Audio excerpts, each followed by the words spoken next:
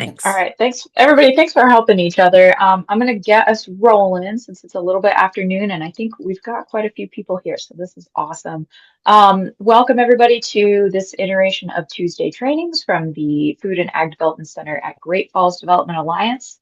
For those who are not as familiar, the FADC network is a technical resource with centers spread across the state to support food and ag businesses. Oh, um, Sarah, I'm not quite sure what happened to her, so I will jump back or jump in. I'm Amy Revious. I'm actually part of the Food and Ag Development Center network that Sarah was just talking about. I'm actually going to be presenting today. So I guess I'll jump right in. If you have any questions, please just jump right in. I kind of want this to be a little bit more of a conversation. I'm going to be talking a little bit about the apprenticeship program that I'm building right now for meat processing. It is kind of in the process. Um, just a little bit of my background. I was born in North Dakota, but I was raised here in Montana. I'm actually from Bozeman. Back when Bozeman was still part of Montana. Just putting that out there. Um, as far as agriculture, I mean, I was very lucky. We raised a lot of sheep and chickens, a lot of rabbits randomly. Um, I am in fact a horse girl. Please don't hold that against me. I went to college both at MSU and U of M, and so when it comes to Cat Grizz, I just basically choose whichever team has less people rooting for them, so I can be that person.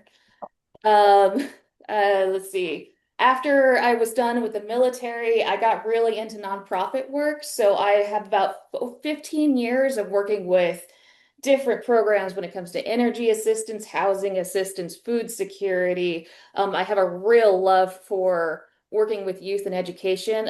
Most or a lot of my, I think the last 10 years of experience until I found a home at FEDC was actually running after school programs, working with farm to school programs and um, youth development and just with all different ages. So if that's kind of where my background comes from. So when I'm talking about community programs and community capacity and community building, that's kind of where a lot of this is coming from when it comes to building these apprenticeship programs. Um, so when I came to Havre, about 2 years ago, we found that, or and found a home kind of at FADC. One of the things that I started working on was working with meat processors. Um, and there's a big need I found for kind of rebuilding and building their workforce. And there's an aging workforce, as people get older into their 40s, as I'm finding out, you know, joints kind of your joints kind of start getting a little bit stiffer, and 40 is not that old, but you get a little bit older, and they were noticing, there's not a lot of youth that are kind of starting to take a lot of these places. So one of the things that we started doing and started looking into is trying to find new people to replace some of these and get into these really cool meatpacking jobs. I do have some slides that I'm going to start sharing, although, like I said, this is going to be kind of more of a conversation. So please, if you have any questions, feel free to jump right in. Amy, Um, sorry I missed doing my intro of you. The perils of technology, I guess. Thank you for taking over. You're doing great. no worries. Um,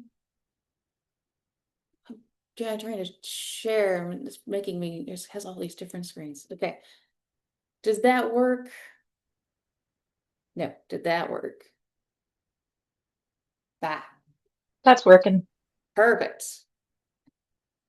Okay, so kind of the first step that I started with is talking with the meat packers. I started with Montana Premium Processing. Um, Understanding exactly who we're talking with and who we want is really critical. they're looking for people who are around 18 years old because one of the things that they need is someone who can start working on the machine or working, actually doing the cutting, working in all of those, on all the different processes. There are a lot of apprenticeship programs that will actually cover the insurance so that they could work younger, but understanding like who your market is. Like these guys aren't necessarily comfortable working with younger guys or with younger kids in there, insurance issues. So be having those conversations is important. Doesn't mean that we can't still do an apprenticeship program through the high schools, which is kind of where my focus is going to be. Um, but it is something to take into consideration. Also, like I just said, we're focusing, and I like to focus on the high school kiddos. The reason for that is you kind of think about wanting to use college kids, but college kids are going to have a different focus. And there's a real sweet spot when it comes to youth programs. And I'm going to tell you right now, when you're talking about apprenticeships, one of the greatest or target groups that you can talk about is those disadvantaged youth. Um, First of all, there's a lot of stuff generally going on with those kids, and they're struggling, but they're generally struggling for a reason, and it's generally because they need someone to invest in them. So a lot of the times you're going to get kids that maybe they're struggling, but they just need someone to put a little bit of time and effort into them, and they turn into be some of the best workers that you're ever going to find. On top of that, we're talking about a lot of different programs and resources. There are a lot of different programs and resources out there to help build around these particular kids, to kind of catch these kids. And those are kind of some of the different resources we're going to go into right now. As a producer, for any producers who are out there, these are your kids. These are going to be your bread and butter because these kids know that they are not college bound. They know that these trade jobs are going to be their future. And so if you can find these 16, 17-year-olds who know that, maybe they're, like struggling in high school, they know they're not going to keep going, but they're looking for a home, like these guys are the ones you really want to invest in because they will work with you for the rest of your life or their lives, and they will put their heart and souls in. Um, but then again, where do you find these kids, right? Well, I actually started with family consumer science, the home ec classes. The reason I started with home ec classes is because one of the things that they do is they teach knife skills. And if you want to be a cook or if you want to like play with knives, that's exactly where you're going to end up. And those teachers know those students very, very well. They know exactly which kids we're going to be college bound, which once again, those college bound kids, they're looking for degrees. They're not necessarily looking for a trade job. But a lot of those kids are in the family consumer science and those home ec classes. They're looking for restaurant work. Or they're looking to play with knives and have fun in and potentially a meat packing position. Metalworks, woodworking classes, automotive classes, those teachers also, they know their students really well. FFA, that's another great place to start. And anything in the school administration office. Here's the thing about the schools. They work off grants. So they get money based off how many kids they send to college, but they also get grant funding for how many kids graduate who have a job already. So they're wanting to build apprenticeship programs within the schools. They want to find jobs for those kids. They want to work with you. So if you are a grocery store and you have a meat packing position, they want to work with you.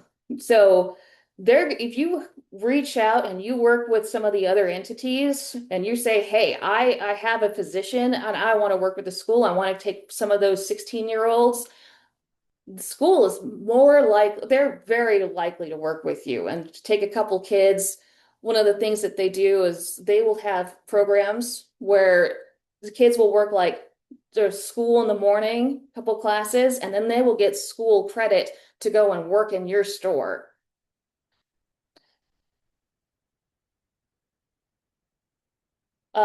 This right here is just one of the grants to show that this is actually one of the things they do. And they can provide equipment, like for meat packing, that's your knives. They can provide curriculum, all sorts of different things. Another entity that people don't think about talking to is the Department of Labor. The Department of Labor has so many different resources available. If I were a different entity, or like if I were a meatpacking plant or if I were a grocery store, I would be hitting up the Department of Labor every couple of months, making sure that I'm on one of their lists for them sending people over to talk with me, or and sending people over who were looking for jobs. They have resources to retrain people. Like if you have an apprentice or if you have a actual certification system, they have money to pay for that. They have workers as incentives. I've seen the Department of Labor buy people a suit just for interviews. They've bought people computers for data jobs. They have a lot of different resources. It's just a matter of talking with them, seeing what's available and what they can do. Not to mention, they do job fairs and they're wonderful. So if you are looking for workers, they will be reaching out for you. One of the people in the that I worked with was also our local HRDC. Anybody here or use the HRDC for anything? Anybody, or I imagine you guys probably aren't even familiar. These guys are an interesting, they do a lot of their human resources. I guess it stands for Human Resource Development Council. It's a mouthful. They do all sorts of fun stuff. But one of the things, they run a lot of different programs when it comes to energy assistance, housing assistance. But a lot of the things that they'll do is they'll have youth worker programs and adult worker programs. These are programs to help people who are in need of like retraining.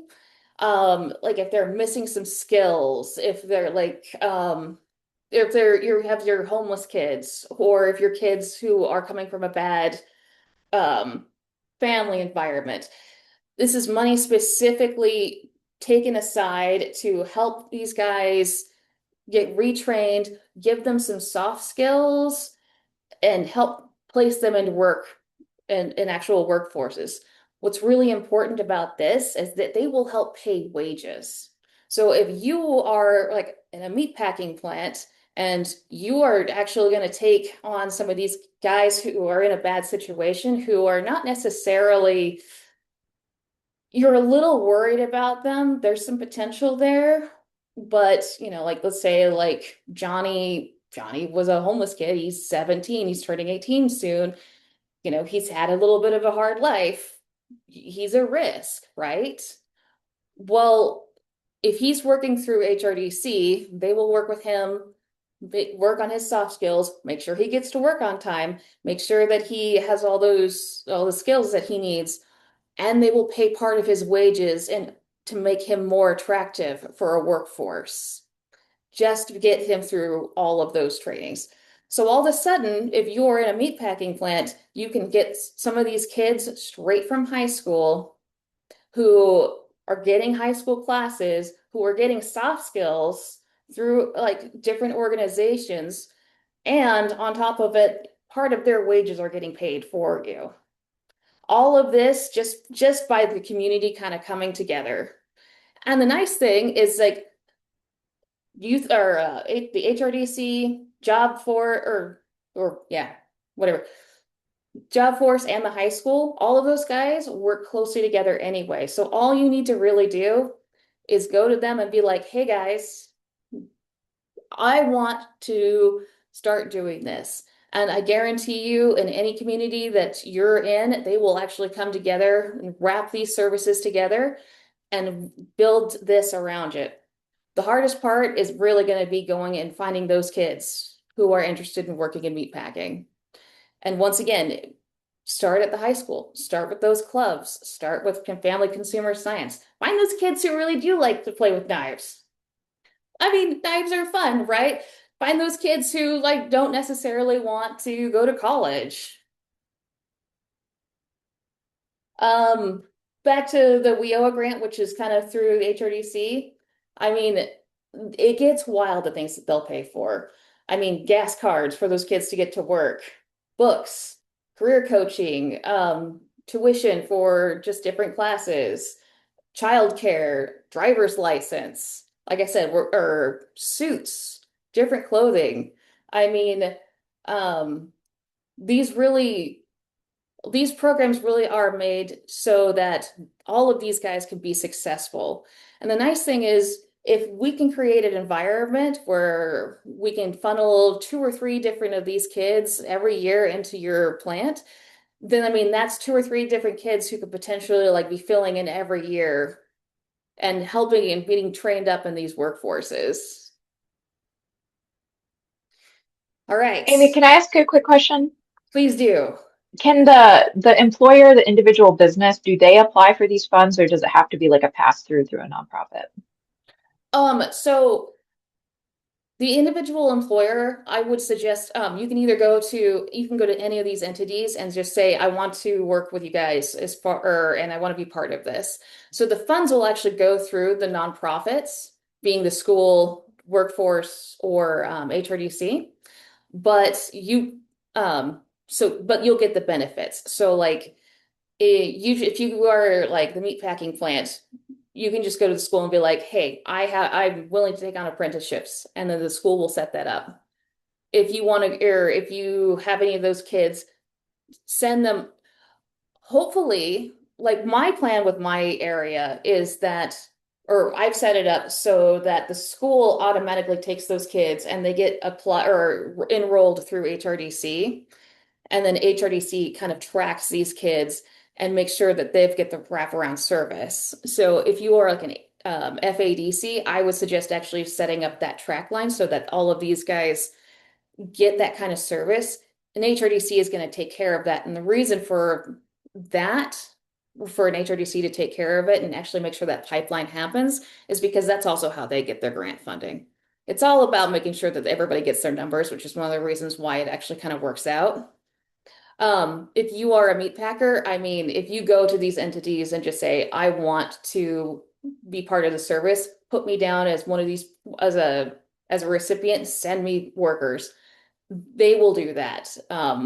This is one of the ways that they maintain their grants is just by being a good partner and a steward in these communities. Just one of those nice little community benefits. Awesome. And then Grace asked a question about Job Corps. Have you seen any meat packing facilities work with Job Corps students?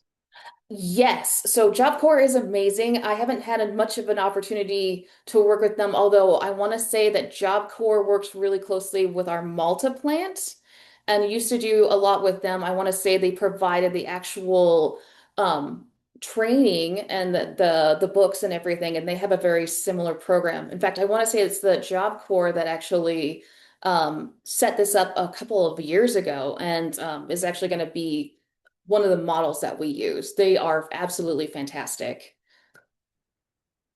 See, Thank Grace, this is you. why we love you. Thanks, Amy.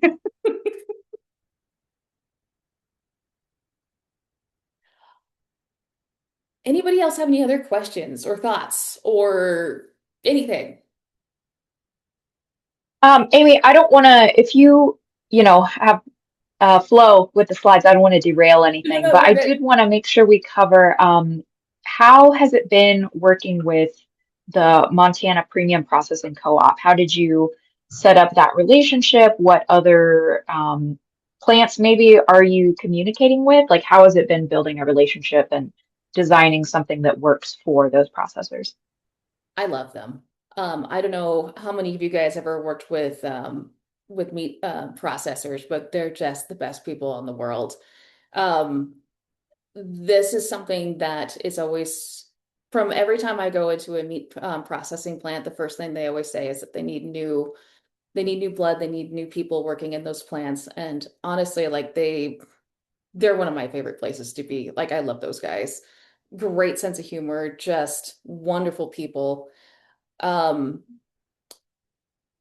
it's one of the reasons why I probably put my heart and soul in this is because I do feel like this is actually not only is this is a great environment for some of these people to or some of these youth to actually like grow into and like especially the MPP Montana Premium Processing um they they take care of their people and on top of that real easy to work with and this is across the board.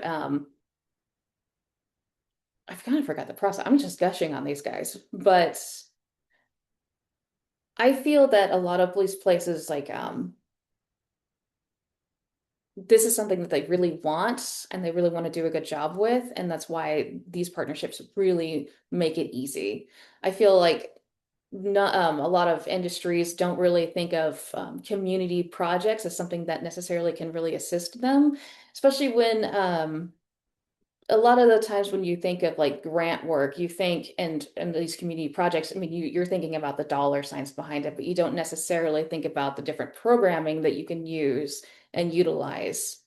Um, I mean, just the different entities like the job service and the HRDCs, and just using those community resources just to really use these wraparound services. I think if we can show a little bit more love to places like our meat packing and this stuff and show them that there are more avenues available that we can wrap around support them, then I think that we'll have a stronger community. How many Can you hires have That's they awesome. done from these programs? What was that? How many hires have they completed through any of these community partnerships and programs? Now, remember that I am just starting out. Right now, we are sitting at, so like my goal this year really was three, and right now we are sitting at two, which I'm going to take as a win. Um, I mean, we are a smaller community. Havre has 7,000 people. Our meat packing, I mean, we push maybe 50. Our whole, or the Montana Premium hopes, or they push about 50 cows a week. Um, so th 2 to 3 new hires a year is a decent number. Now, in larger areas, I mean, you would have hire more resources. The goal is maybe at the 5 year mark, we as a in our area are closer to six. I think we're also looking for longevity as well. So not only are we looking for I mean, maybe 3 to 6 at most, but we're also looking for 3 to 5 years. And then with the potential of maybe people starting to take some business classes and in opening up their own shops as well. Good question. Thank you. Amy, can you talk about like the who had the idea to do this program? Like, was it you just chatting with the processing facility and they were like, man, we really have this need.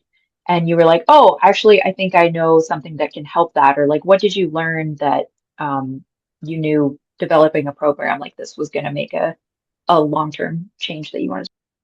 Yeah, so actually, Walt Schweitzer found a grant about back in January that he sent about building another workforce and working through the university.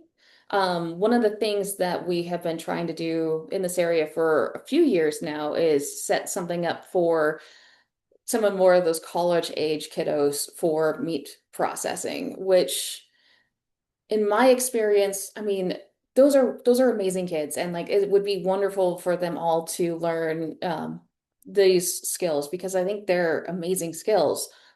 But I think kiddos who are college bound are they're at a different place in life and they're different. They have different goals. And so I felt that it was a missed opportunity just based off my background, and I wanted to try working with disadvantaged youth just because I knew there were so many resources, and I knew that while the college was doing what they could to set something up, it wasn't really working and it wasn't really their wheelhouse. Whereas the high school, this was a great opportunity and it was something that I knew that they would jump on. So we tried this track instead.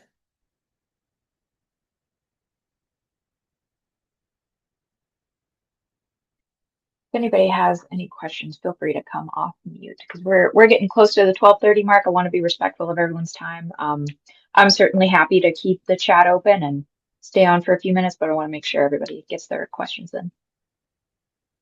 Just got a quick note, Amy, MPP Cooperative just finished their huge solar installation through our REAP program, and that's all dispersed to them, and we're figuring out their new freezers is the next on deck. So, yeah, great project. Thank you, If you ever get a Daniel. chance to, if you ever get a chance to visit again, it's a really cool solar installation. So, I love that. Thank you. No, yep. seriously, thank you. Amy, I kind of have like a chicken or egg question. This presentation is so awesome. I just reached out to, we've got Job Corps in our community, and I really like working with them. So I just reached out to see if they already work with some meat processing facilities. But you kind of talked about Walter reaching out. Did you reach out to schools first or processors first? Like, what came first, or was it kind of all at the same time? Great question. It's kind of all at the same time. Mm, Um, it's kind of one of those things where I talked with the processors to make sure that they were okay with the idea of working with high schoolers. mhm, And then um I talked with I started with our family consumer science teacher. I had a connection there, but I also knew that she would love, or she'd be able to push some of these kids towards that direction. And she mhm. was all about it. And she actually ended up getting the administration in because she got really excited about it. And so I didn't have to do a whole lot there, which was lovely. Um, and then on top of that, then I talked with, so like those two were kind of the first two people I reached out to. And then I also grabbed the HRDC while I was at it, just to be that middle bridge because I didn't want to run this program. I wanted to build it and then have it be more self-sustaining. And since, because like I'm not running the grant. I don't want to track the kids. I don't want to see the, or Mm. like I want to see their success story, but I'm not the one holding the grant for that, so I wanted them to run the grant so that we could just, since they're actually have a grant for it. So Job Corps is gonna be perfect for you, Grace. I love that you're Awesome. working with them. Like they're amazing. Yeah. So I think Job Corps, honestly, if you're really reaching out to them, they'll probably do exactly the same thing that I mean, this is probably in their wheelhouse. And then honestly, is just have them reach out to the school, and I know the schools will just jump on it. Awesome. Thank you so much, Amy. Oh, thank you. Oh, and also Grace, Say, I have questions for you. yeah, yeah. One thing too, it's definitely support the HRDC program. I've worked for them or contracted by them on it, and they do have a waiting list of kiddos that are trying to find a job or getting ready to age out of the system. But they do, as you were saying, Amy, they do have full wraparound services for these kids already. They're already in case management. They're already getting, crisis therapy or what have you. But in my experience, they were able to set these kids up to be very treated as very professionally, right? So as far as incidents that occurred with the kids that got these jobs, it was very minimal. They were very kind of proactive as far as the case management goes. So I had good experience with, getting these kiddos lined up with jobs, and employers were happy. In my case, so but yeah, certainly they have a tough time, but they're looking for opportunity. So structure. Yeah, I feel like those are the ones that, they're never going to be your office job kids, but they're going to be the ones that are your best line kids. Like, God, and there's the ones that actually do work harder because they understand like life is tough. And thank you for that, Daniel. I agree. And thank you. Yeah, absolutely. Thank you. Amy, can I ask kind of a meta question? And I'm sorry, I'll hopefully it warrants a quick answer. What have you learned about like the meat processing industry and like filling jobs, growing jobs in that area? I know you're still early in the project, but anything, any takeaways you do have? I'm very curious. Yeah, it's I think one of the things I'm learning is that I need to think beyond FFA, which FFA is wonderful. I think FFA kiddos already know a lot about working farms and meat processing and everything, and they already kind of know the direction in which they're going. I think I need to target a different demographic. So that's one of the things like you saw on there, the automotives. I'm thinking about the woodworking kids because they're already working on saws. And I think that might be the next track because I think they probably haven't thought about how much fun it would be to work on carcasses. Um, that's kind of my thought is it's just it's such an interesting field and I find that I don't think that enough people have realized how cool it is. Also, I realized that I might have missed my calling and I should have been a USDA inspector because every time I have to head there, I want to play. That's probably a little gross and I do apologize for that. Your next career iteration could be coming up, Amy. All right. Awesome. Well, I'm going to put my contact information in the chat. If anybody else wants to share contact information as well, you are definitely welcome to do so. Yeah, thank you so much to everybody for coming to our webinar today. Apologies for the gigantic technological blip at the beginning, but I appreciate Amy because she's an excellent improviser. In addition to this meat processing project, she's got so many other amazing things going on up in the Bearpaw Development Service area. So if you're interested and Amy has time, I'm sure she would love to share about that as well. So many cool things going on up there with the producers.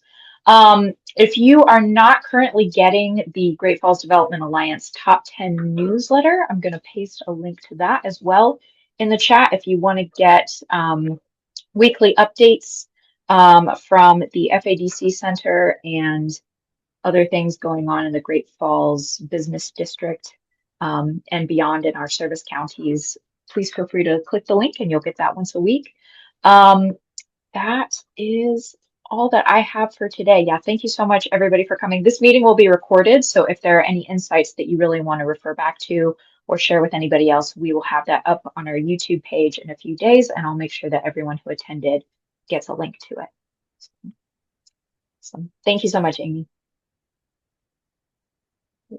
Have a great day, everyone. I'll keep the chat open just for a couple minutes in case you need to copy links or anything. Have a great day. Thanks.